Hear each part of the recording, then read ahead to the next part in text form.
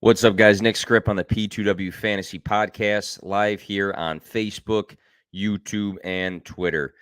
We have a Puppy Superflex Best Ball Draft for tonight.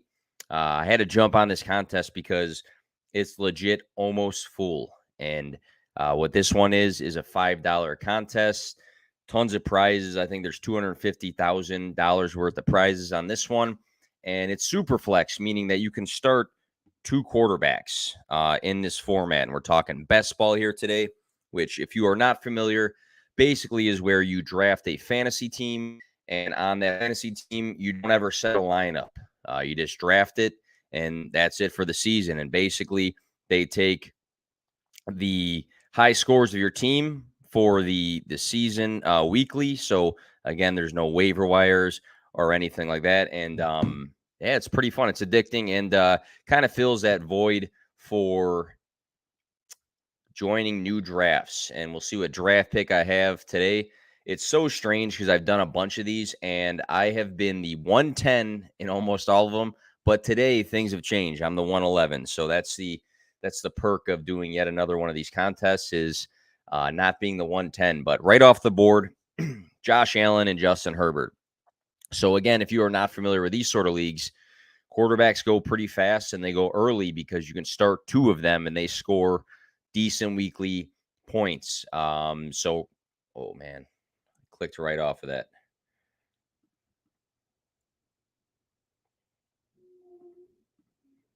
And we're back. Got nervous for a second. Didn't want to lose that. And we're trucking away. So all quarterbacks, for the most part, have just went. Jonathan Taylor, I believe, is the first non-quarterback to go. I'm up here at 11, and right now, just off the top of my head, I'm probably going to go quarterback, and then I'll likely pivot to running back or wide receiver. I'm tempted to go running back and then wide receiver and see how my quarterback room folds out, but I'm taking some risk at the end of the day at the quarterback position. You know what? Just for the sake of this stream, I'm going to go and solidify my running back stud and my wide receiver stud. So I'm going to go Christian McCaffrey, who I think is going to go back to being Christian McCaffrey this coming season. And then I'm going to go Justin Jefferson. So again, even though I have to wait. So maybe I can't go. That will be my second pick, though. I thought I was back to back there. That'll be my second pick if it falls to me. So I want Christian McCaffrey, who I think is going to have a season where he finishes, if he's healthy, is the running back 1 or 2. And I know quarterbacks went, but I think I'm going to try to have a strategy here to have two studs in non-quarterback positions, because I feel like later in the draft, if they fall, then I'll be set. So that's going to be my draft strategy here. Might bite me in the ass because, you know, I'm fading the quarterback position in a super flex, but I like the idea of having Christian McCaffrey, who I think will be my running back 1 or 2, probably 2. And then Justin Jefferson, who is going to be my wide receiver 1 on the season. And Justin Jefferson has had a lot of progression in his first 2 seasons. He continues to climb up, you know, the statistic board and what he does for fantasy football. And I don't think Cooper Kupp is going to regress a ton, but I do think that Justin Jefferson just gets better every single year.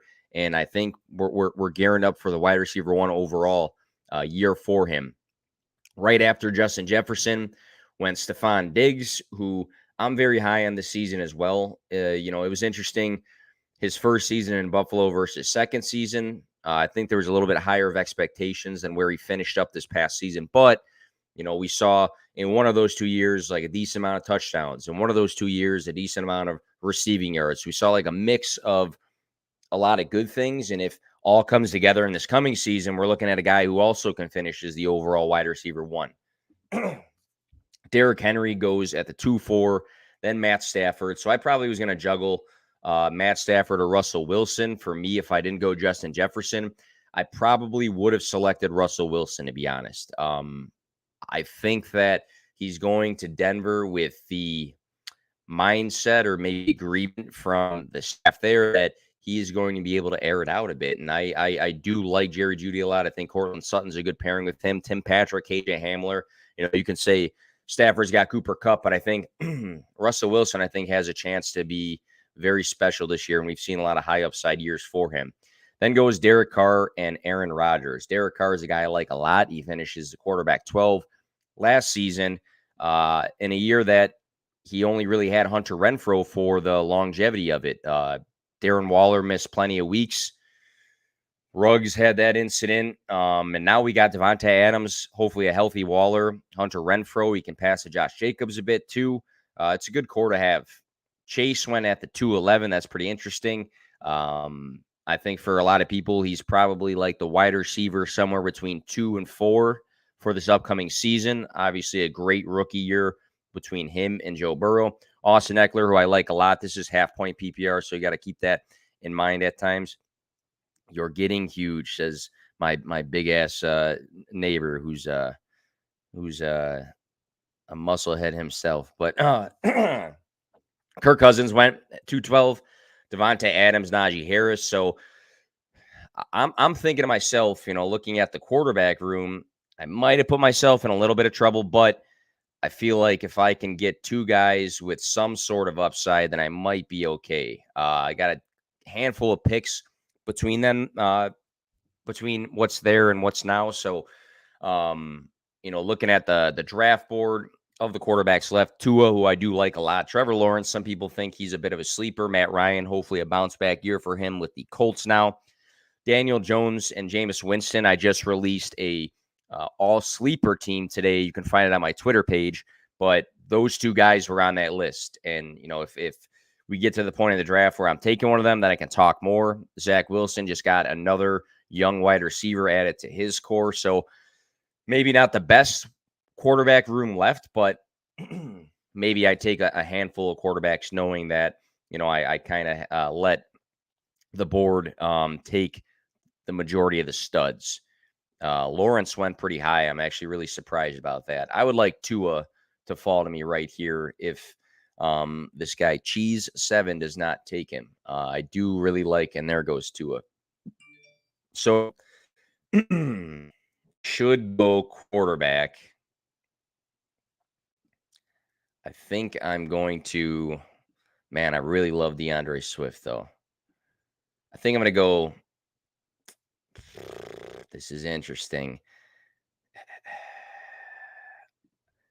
think I'm going to grab Danny Dimes, who I do like this season because he's got some rushing upside to him. I really need a quarterback in the Superflex League. He's got guys in, Kadarius Toney and Wan'Dale Robinson that with the ball in their hands can add some extra yardage. Kenny Galladay, if healthy, can be a red zone threat. Maybe not the best of quarterback rooms for me, but again, I already solidified my stud running back, my stud wide receiver. Now I have a quarterback taken care of. Really tempted, man. It's, I love taking Swift. If there's one guy that I am the highest on this season, it's DeAndre Swift. Pitts is right there. That's someone to think about as well. Quarterbacks, I could fade for another round. I might be in trouble. I think I'm going to go DeAndre Swift. This might be a total, long dart for me just punting the quarterback position in this. But I think that's the beauty of doing some of these best ball drafts is that, if it's not for the high stake buy-ins, so there's Best Ball Mania 3 right now, which is a $25 league to join. If I'm in that league, maybe, I'd be careful about the way I'm drafting. But in this one, it's a $5 league, and I feel like I have a little bit more luxury of kind of playing around. And I feel like that's another fun thing about best ball is that you can join, instead of, I'm in a home dynasty league that's $150 for the buy-in. But for best ball, I can do 10 leagues that are $3 and really kind of test drafting with it. And maybe even with that, I can, start pushing and pulling and seeing what works and then solidify a game plan. And it's tough because with these drafts, you get a random draft position every time you enter one. So you click enter. Once it gets filled, you might have the 101, you might have the 106, the 112. You don't know. But if you do enough of them, you can kind of push and play and go with what works. But another thing I always say for redraft leagues and best ball leagues is you really think that the draft is going to fall a certain way, and it goes the complete opposite way. of what you intended to go. You think certain guys are going to fall at a certain spot, people get reached on, and it changes your strategy a little bit. But I feel like that's why you should go into these kind of understanding who you can pivot to at certain points here. So let's see where we're at with the draft board. Just had Kyle Pitts go at the 411. I feel like that's a pretty good value for him. I was really juggling him back when I took Swift. Pitts, I think regardless of if it's Mariota or Ritter, and I think it'll be Mariota for a majority of the season, I think he's just going to be a guy that commands over 120 targets, and he's a guy that can explode and really fight for that tight end 1 overall finish. Now it's going to be tough with Tyreek Hill leaving the Chiefs and Mahomes still having the Kelsey connection, but I think there's always that option for a super athletic generational talent to just explode regardless of the situation. And the situation he's in, maybe the quarterback's not what you want it to be, but the targets are going to be. So James Conner goes after Mike Williams. Mike Williams, big upside play. He's a guy that I've kind of pivoted my stance on a little bit just because I was so iffy on him in the past because of his inconsistencies week to week, scoring 30 points one week and then 3 points another week. But I feel like, I've talked about this a few times. You're not drafting him as your wide receiver 1 or your wide receiver 2, I don't think. So if he's your wide receiver 3 option, hopefully the 2 first guys that you filled your team with are guys that can kind of handle the more consistent demands where Mike Williams might win you a week completely, with a massive outing. And then you're waiting on some other guys or you have your other guys to be a little bit more consistent. So quarterback's room is getting super thin here. So probably going to go with best available. I don't mind Jared Goff at all. If Zach Wilson's there, he is a guy who showed a little bit of signs to get better. Davis Mills, Marcus Mariota. I mean, it's interesting. Zach Wilson just went. Tannehill has been going later and later, and he's another guy that actually performed decent for fantasy last year when like Derrick Henry and A.J. Brown were both out of the mix, and we had a bunch of like sleeper guys for the week that we didn't really know too much about getting a lot of minutes. Michael Pittman Jr., who I think can be a top 12 guy this year. I like that pick. Running back still got some depth. So I think looking back at this, I can be like, oh, well, I took 2 running backs I like a lot that I think have the potential to both be top 5. I think McCaffrey can be 1 or 2. I think DeAndre Swift could be a top 5 guy this year. He kind of displayed that last year. So I don't mind that. And I got, in my opinion, the best wide receiver on the board in Justin Jefferson. So that's pretty decent. Probably going to wait a while for the tight end. So maybe later go with a guy like Schultz or Hawkinson, depending on what falls. Right now, I need to grab a quarterback, possibly 2, which I don't really like to do. But my quarterback has a bye week 9. Jared Goff, I've always been higher on than the consensus because, I think he's competent and, having the team that's been building around him with, my stack of DeAndre Swift, Amon-Ra St. Brown, a lot of people like TJ Hawkinson. A lot of people like. They just brought in Chark, who is going to play a big role probably until Jameson Williams is in the mix. And Jameson Williams is one of the most explosive players we've seen in a bit. But I'm almost tempted to just grab my third quarterback right here just to be safe because, again, super flex league. To now, and I probably there's so many wide receivers, so I think I'm gonna. It's kind of ugly to go and grab Wentz or Mills here, but then I don't really have to worry about me punting the quarterback position as much. So I think I'm going to grab Carson Wentz, hoping that him, in the running backs in that room, Terry McLaurin, who just got a big contract. I really like Jahan Dotson, so maybe I can look to stack that later. Logan Thomas, when he's back, is a solid tight end. So ugly quarterback room, but I punted it, so it kind of had to be that way. Now I focus on just stacking wide receiver after wide receiver after wide receiver, I think. Deepest position in fantasy. Maybe it's a little bit of a downfall of my lineup as well that I went running back studs early, but on a given week for fantasy football, there's so many wide receivers that can score you 20 fantasy points. So I know I'm not going to have, a bunch of top 10 guys on my roster right now. And a lot of people like to hammer wide receivers and fade running backs. But I got 2 pass catching running backs that I'm really comfortable with for this coming season. They might have injury risks from the pass.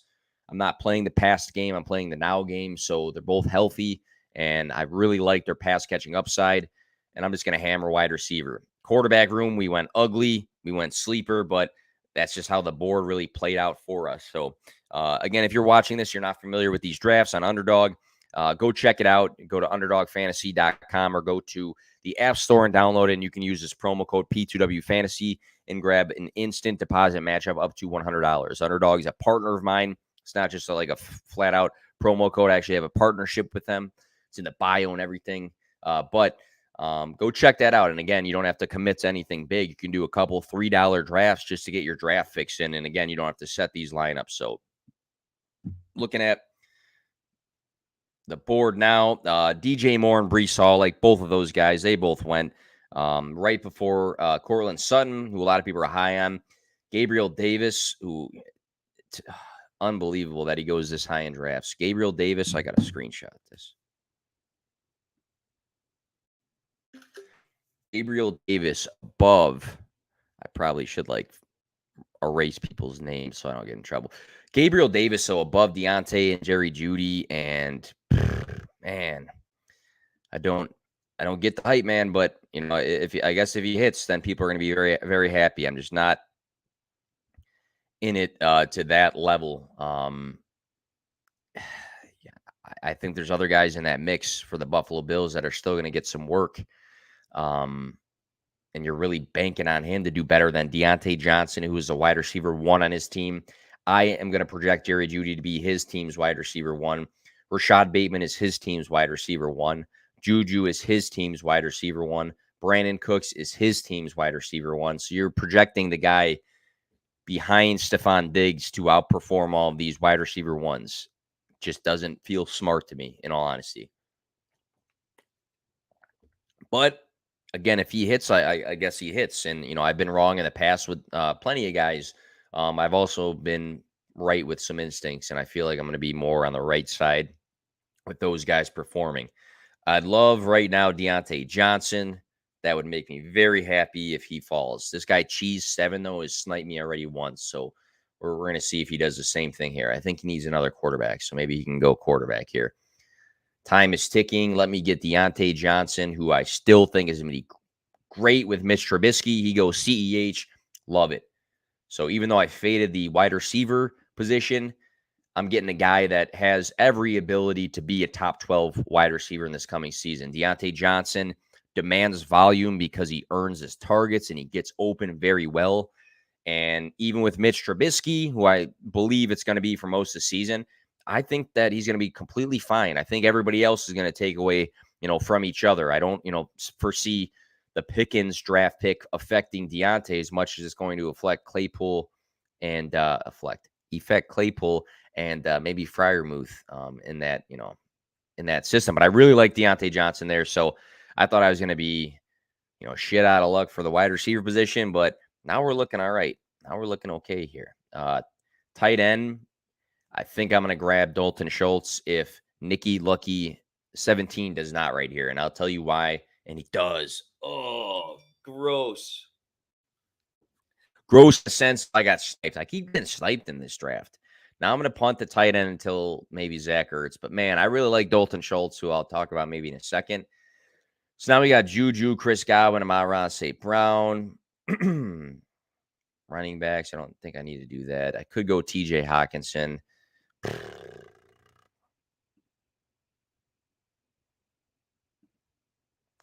I want Elijah Moore, who I'm just all in on. He's not going to come back to me. I don't want Chris Godwin because I think that they're going to delay him coming back. Let me see. Elijah at 86, his ADP is 91, so a bit early on Elijah. Juju, I thought about. Maybe that should have been my pick. But Elijah Moore is just a guy I'm all in on. I saw the signs last year with the multiple big games with different quarterbacks. Demanded targets, just exploded for fantasy. So even if he gives me a glimpse of that, I'm fine with that. And Dalton Schultz, I'll talk about him in a second here. Dalton Schultz, I think, is a guy that has the potential to be his team's second option until Michael Gallup's back. And even when Michael Gallup's back, when is he going to be 100% back? I really like Dalton Schultz because of what he did last. I put out some video content about Dalton Schultz, and he was solid. And I think I saw somebody say yesterday that it's time for Dalton Schultz to finish points per game higher than Kittle, and you can make that argument. So I would have liked him there, but again, I got sniped for the second time. Two different guys sniped me in the draft. So it is what it is, and that's how it's got to go for redraft or these leagues. That's why you got to go into these sometimes with tiers. And by tiers, I mean like not just a flat out 1 through 20 rankings. I mean like 1 through 20, but groupings of players so that that this group of players should be drafted with this group of players. That's like the simplistic way to say it, but yeah, the draft board's flying down here. Juju just went. Devonta Smith, interesting enough, went before Juju. When did Bateman go?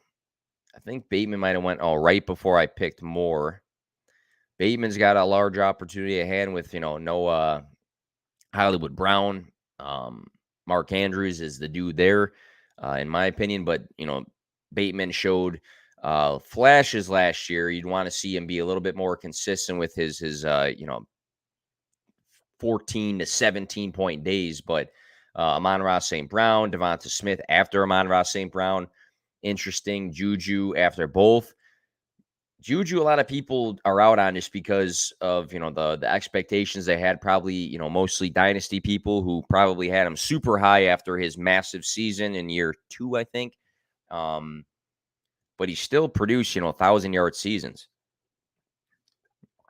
and now he might be behind Kelsey in targets, but that still should be a lot of targets. And I'm not putting Sky Moore, the rookie, above Juju. I'm not in my rankings. If I were to produce a list of 50 wide receivers today, there's a gap between him and Sky Moore. And some people fall in love with the possibility of rookies sometimes, and it's fair because we've seen a lot of great rookie seasons the last few years.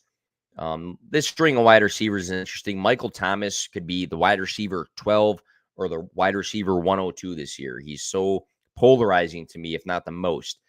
Russell Gage, I like a lot. He was one on my sleeper list today.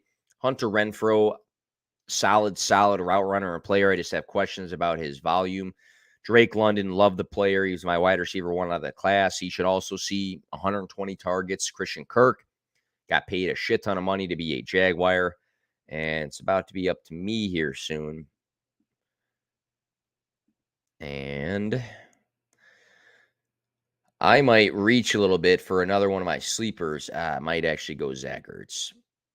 I'm going to go Zach Ertz. I want to solidify who I think has the potential to be a top 5, maybe top 7 tight end this year. He was awesome at the end of last season when they were missing. I don't know if Hopkins was out of the mix at that exact point, but he was demanding at times like 10 targets. I think he had like an 11 target game at the end of the year too. And Zach Ertz with Kyler Murray had a lot of good games when he was with the Cardinals. In general, he was solid for fantasy. And I think going into this year, knowing that Hopkins is suspended for 6 games, we're looking at Hollywood Brown, but I'm looking at Zach Ertz just as much because he looked good with Kyler Murray. I'm fading DeAndre Hopkins because of the 6-game suspension. I am going to go with another sleeper of mine in Kadarius Toney, who, some people will say, well, he's not really a sleeper. He might be the team's wide receiver 1, but look at where he's going in the draft. Pick 110 for redraft. I think he was like pick like 45 or 48 for the wide receiver position.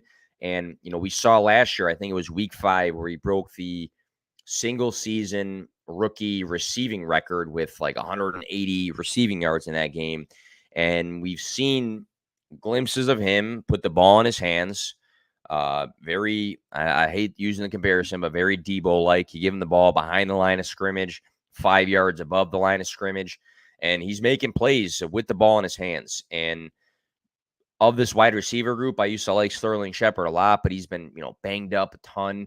Kenny Galladay is a big question mark. I used to like him as well a ton, but Kadarius Toney, day one, might be the most targeted player for Daniel Jones. And for me, that's a stack of mine I have. I took Danny Dimes well ahead of his ADP for this because I was nervous about my quarterback room. But I stacked him with his wide receiver one late in the draft. And I don't go into these drafts like strategizing stacks, but if it makes sense, it makes sense. If I think Daniel Jones, who I did list as a sleeper, and I also think that Kadarius Toney is a sleeper based on my all sleeper team that you can find on Twitter, then it only makes sense for me to stack them if it falls to me that way.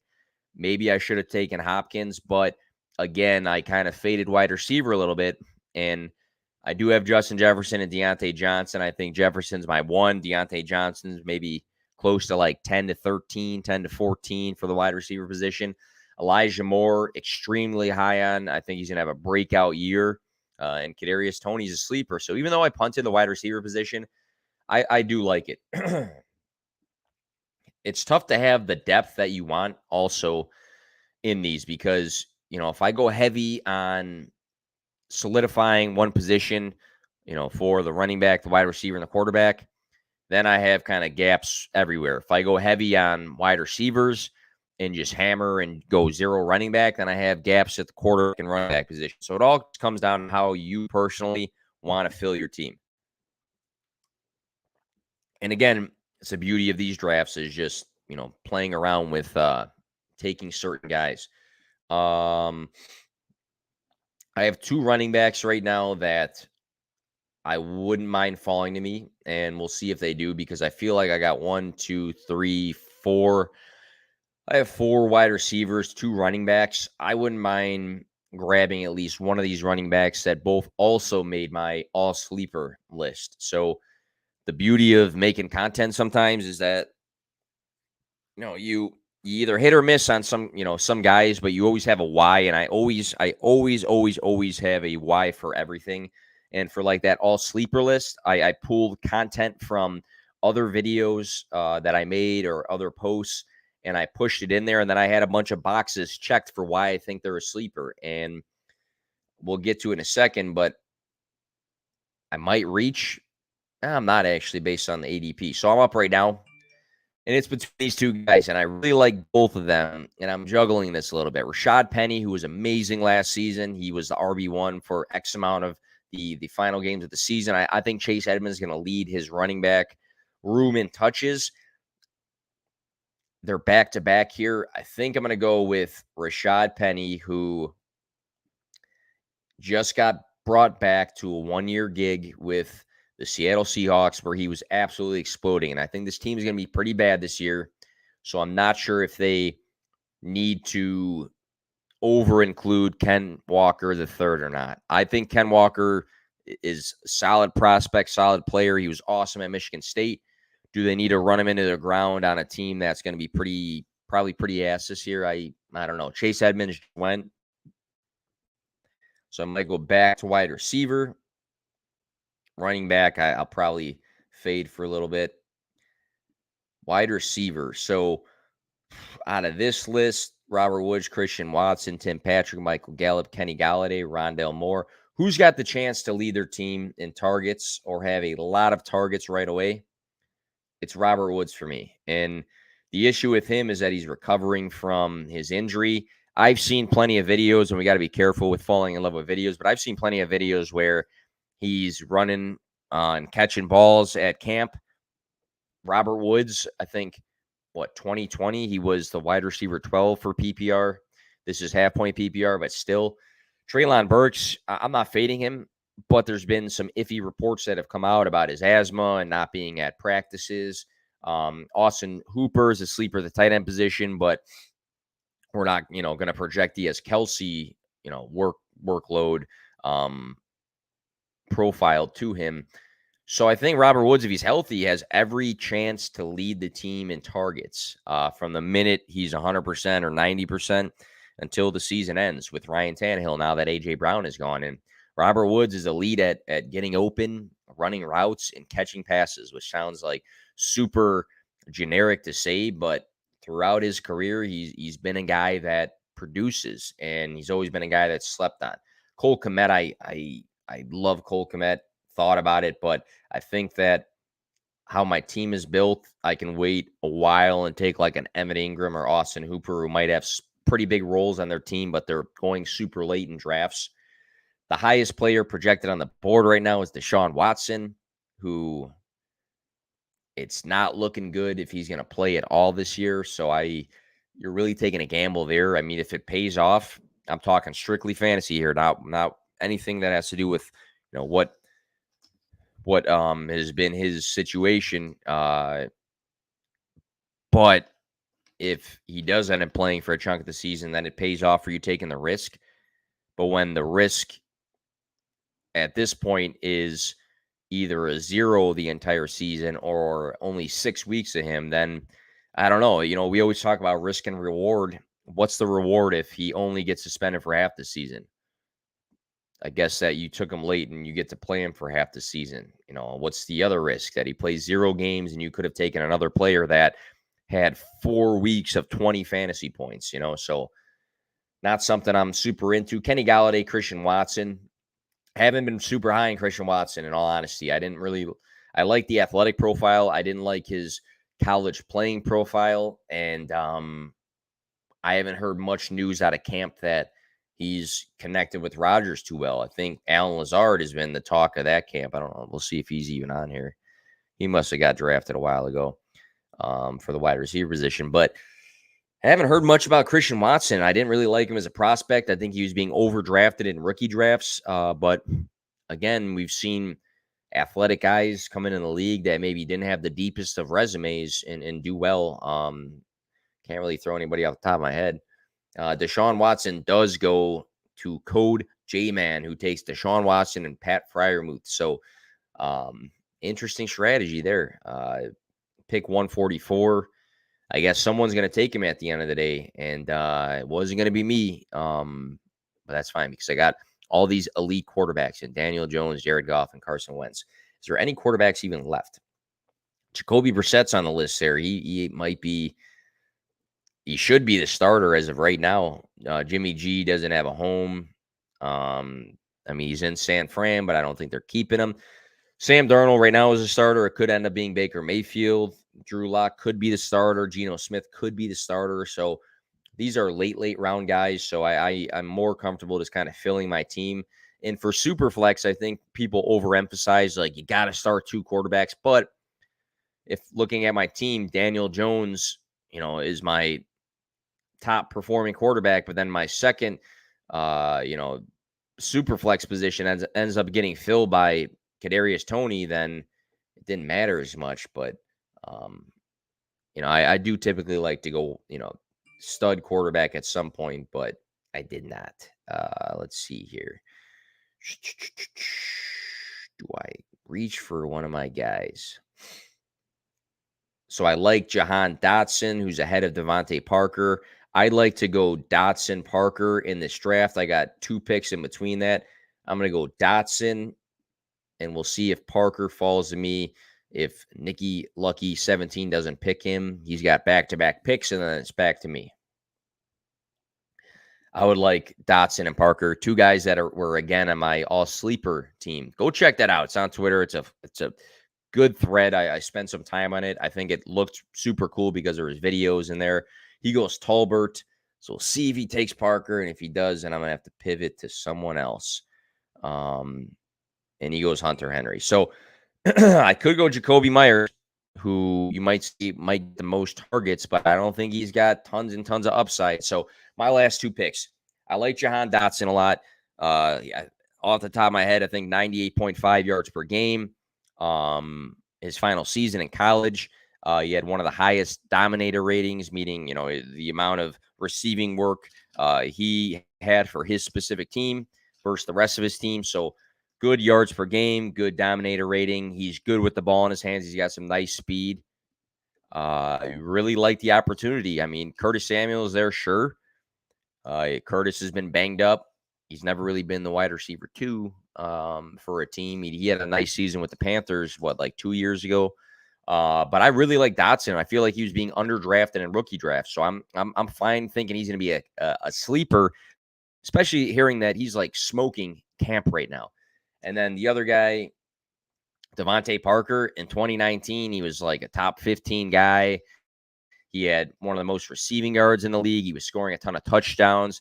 This past season, he opened up the year with like 7 target games for the Dolphins. So he earned those. And the big question mark is the health. But at this point of the draft, I got some health concerns with Robert Woods and Devontae Parker. But Parker is healthy right now. And I think he's got every chance to be the wide receiver 1 in terms of fantasy points for the Patriots and for Mac Jones. The Patriots wanted this guy too. They went out and grabbed Devontae Parker. It wasn't like it was a cheap free agency signing or something like that, or they got him for the low. But Devontae Parker is a guy that the Patriots actually wanted, and we've seen really good fantasy days out of him. So I like him at that pick there. Got the board here we can take a look at. Albert Owen and Njoku. A lot of people are super into both of those guys, especially after the team movements with Austin Hooper leaving the Browns. Noah Fant is no longer with the Broncos, so they do have opportunity. Robert Tonyan went a little bit after that. Rachaad White's interesting to me because I actually did like his prospect profile, but some people I think are projecting him to get a ton of passing work from Tom Brady, but I think it's a chance that he gets a chunk or like barely any. And it's a risk there for year 1. Dynasty with Fournette not being the youngest guy, maybe that's a good, guy to have for the long run. But Khalil Herbert, some people think he's going to take a lot of work from David Montgomery. I don't see it. I don't think so. Unless, I don't know, unless the playbook shifts to scheme a lot more of schemed passes to Herbert. I don't really understand that. And I know he did good when Monty was out, but when Monty was back, he sat on the bench. Henderson's a good pick. I think that's a guy that played very well with the opportunity last year, Darrell Henderson for the Rams. And I've never been super impressed with Cam Akers. And if there's a health concern or he's not playing up to par, I think Henderson's a guy that can step in and have some nice weeks if given the opportunity. Jacoby Myers, the other Patriots mentioned wide receiver, went after that. I'm going to have to start looking at my upcoming picks here. Cameron Brate on the board. I came out with a tweet today, if you want to go and find it, about the weeks that he had without Gronk and how those looked. And I'll be honest with you, they didn't look super hot. Just going to be straight up about that. And I might have to take a nasty shot at one of these running backs because I really don't have much running back. I have 3 quarterbacks, 3 running backs, 7 wide receivers, and 1 tight end. So, or do I just keep hammering the wide receiver position? I think I am fine waiting. There's nobody I, immediately need to grab right now. I might need to grab a tight end at my second pick. So running back Gus Edwards, who's still, I think, recovering from the ACL injury. Marlon Mack. I could pair up Jamal Williams with my DeAndre Swift pick. J.D. McKissick, he came back to the Commanders because he knew his role. I might go Marlon Mack just because it looks like he's the starter right now. Not the best of picks, but, I wrote earlier that Dameon Pierce might steal that job and run away with it. But if he doesn't for the first couple weeks and Marlon Mack continues to earn touches, then maybe that's a good pick this late in the draft, especially when my depth is not really there. I think I'm going to grab another tight end. I'm going to go with Austin Hooper. So I'm kind of stacking, which maybe is not the best strategy, but I'm stacking Hooper with Robert Woods because, Tannehill might have Robert Woods as his number 1 target. And reports have come out that Tannehill prefers Austin Hooper. And Austin Hooper his final 2 seasons with the Atlanta Falcons was a top 6 tight end. So, I'm not going to say he's going to be top 6 again, but if he's a mix or somewhere in between of the Cleveland Browns, Austin Hooper, and the Falcons, Austin Hooper, I think it's probably better than his like tight end 25 ADP or whatever he's going at right now. What I look for in tight ends all the time is consistent target and volumes and a consistent role on their offense. And I think that Austin Hooper has a good chance of that happening. I did not look at bye weeks. Good thing they're not in the same bye week, or I would have had a blank tight end room.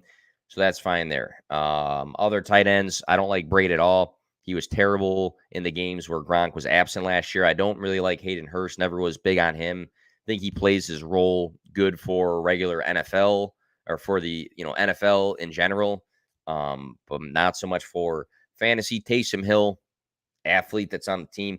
Brevin Jordan's another sleeper that I think is interesting, but he's got the same bye week as who I just took.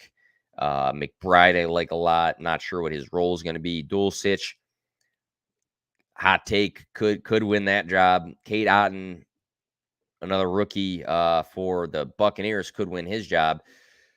But looking at the board, let's see how many picks I actually have left, so I kind of can manage what I'm going to do here. I have 1, 2, 3, 4 picks left. And looking at my build, 3 quarterbacks, 4 running backs, 7 wide receivers, and 2 tight ends. We'll just see how the board falls to us. And, we can talk about how we want to go into these drafts and have 3 quarterbacks, 6 running backs, 10 wide receivers, and 2. We can do that, but at the same time, we want to optimize just who's in front of us when it's our pick to draft and how we can fill a team that can win money. Play to win. It's behind me there. That's kind of the mentality to have at the end of the day. We can try to have a certain build, but again, if I am low on wide receivers in comparison to what I have, but there's a running back that keeps falling and falling and falling, I'm probably going to take the value because it's going to be more useful in the long run. So we'll see what we got here. Probably going to take running backs kind of thin because I got to start 2 of them. And, at this point in the draft, I guess we'll see who's left on the board. Quarterback, is there anybody? Drew Lock and Geno Smith. Maybe somebody can go and stack both just to have one of them. And then out of nowhere, Baker is in that mix. We don't want to go and grab any of these backups. No need in this sort of tournament. Running backs, Mark Ingram's actually a decent pick. He's the first one on the board because I think there's a good chance Alvin Kamara is suspended this year, and they said he's prepping for a suspension. So Mark Ingram would be that guy, and I'm not going to say he's going to light the world on fire, but man, that's a guy that's going to have the opportunity for touches, and that's what we want for all positions. Running back, when you weigh out running backs, that's how you want it to I'm sorry, I'm getting sleeper notifications, and they're gifts, so nothing important there. I got sidetracked. I'll take Mark Ingram if he follows me, and he might follow me if I don't get sniped here. I actually really would like that pick because he's going to be the starter if Kamara's out. There's some other guys that people have been talking about with Tony Jones, and there's another guy I think of right now. But he's a veteran, and he's been on the team in the past and been utilized in the past and had some decent games for the Saints in the past. And he's an old man, but I'm going to take Mark Ingram, and I actually like that pick a lot all the way at the end of the draft because, again, running backs, when I'm separating them, I'm looking at these guys. Chris Evans, is he going to touch the ball more than Mark Ingram? If Alvin Kamara's out, no. Sony Michel, could he be the starter? Maybe. Wide receivers, what do we got here? Talking too much. I'm not looking at the actual draft board.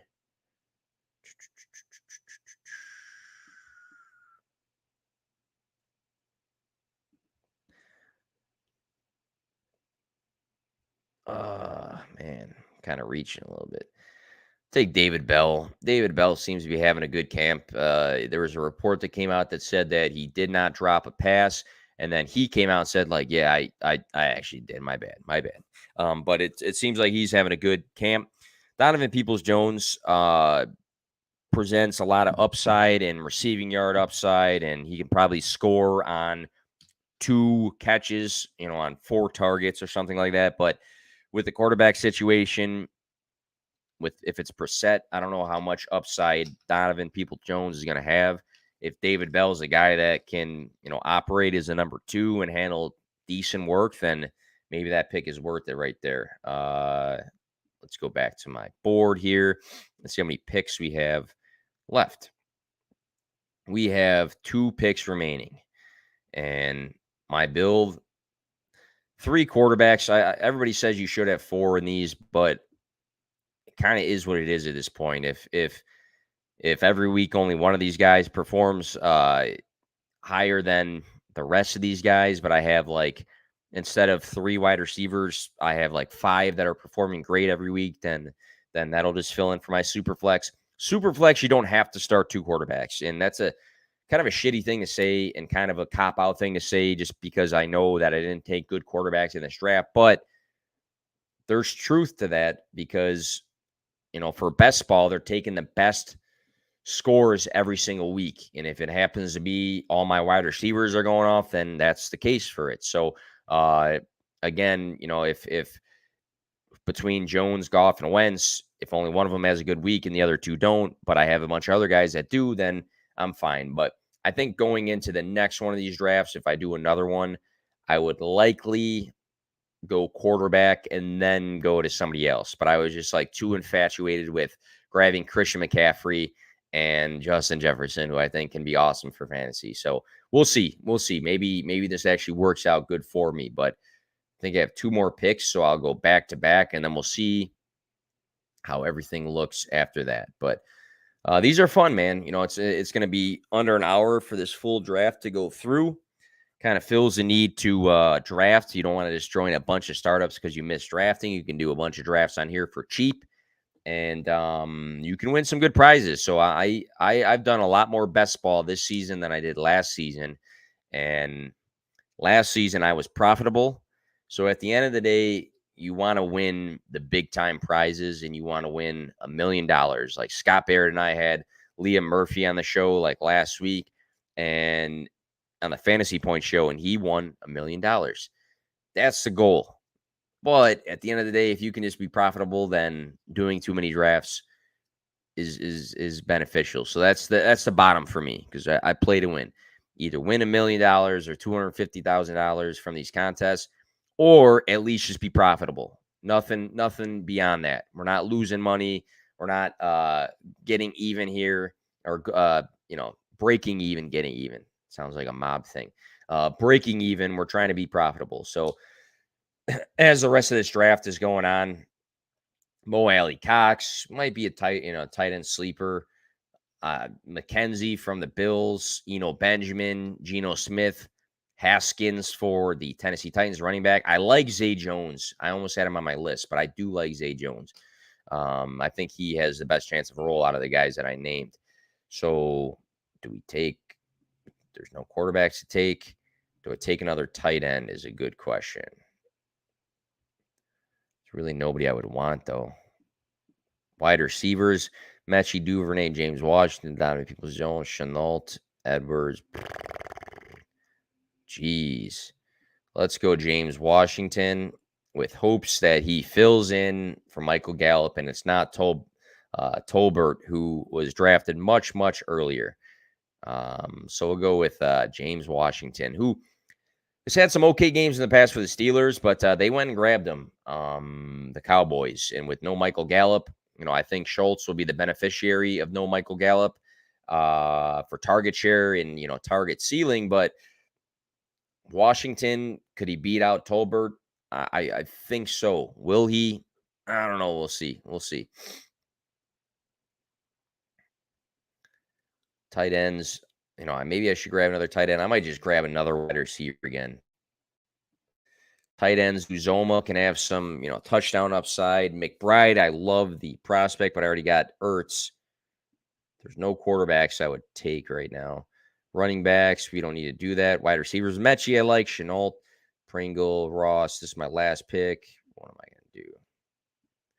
Let's go for some touchdown upside with CJ Uzoma, who probably is not going to get tons and tons of targets, but we saw with the Bengals him have some touchdown upside. So if he has 1 week with my final pick of this draft where he explodes for 20 fantasy points, then maybe he can fill in my super flex position.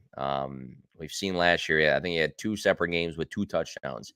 And it's him and Conklin at the tight end position, but maybe could have won another wide receiver. But there's so many, like, I can like make a fake case for all these guys. I really did like Mechie, but he's also recovering from an ACL tear. Duvernay, not into that. Laviska Shenault, I keep seeing, little tidbits, and I was in before in him that he could be used in a certain way. It's hard to bite on some things when you've gotten burned in the past. Velus Jones all the way down. Could he turn into the wide receiver 2 for Chicago? Braxton Berrios had some good games last year. I mean, I'm just like digging and digging and digging. Tyler Johnson for the Bucks. Could he be a third option for a little bit? Yeah, we can continue to dive deep. Teelan Wallace, I liked for Oklahoma State in the past.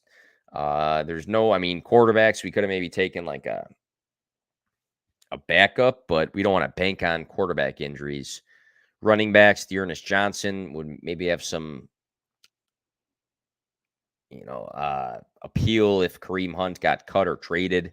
Kenyon Drake, I think he's recovering still.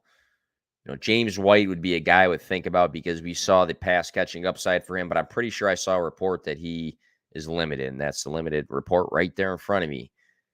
Breida can be the backup to Saquon. Damian Williams, could he, fight for the job in Atlanta? Can Burkhead fight for touches in Atlanta? We can just like make these weird cases, but we'll see how the team looks at the end. I already know, and again, just to finish things up, I know things I would change for next time. I also think that this team has got a lot of upside because I really like McCaffrey. I really like DeAndre Swift. If Penny is the guy for the majority of the season, we saw what he did last year. We can't expect that.